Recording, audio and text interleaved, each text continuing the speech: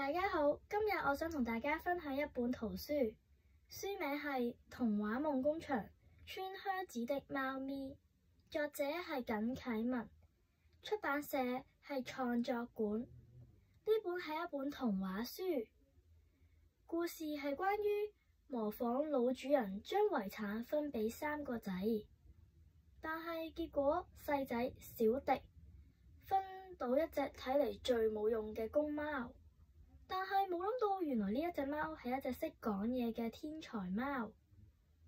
為咗證明自己英俊能幹同埋聰明同學識廣博，所以就決定戒掉懶惰，穿起一對皮靴，踏上征途，為少主闖天下。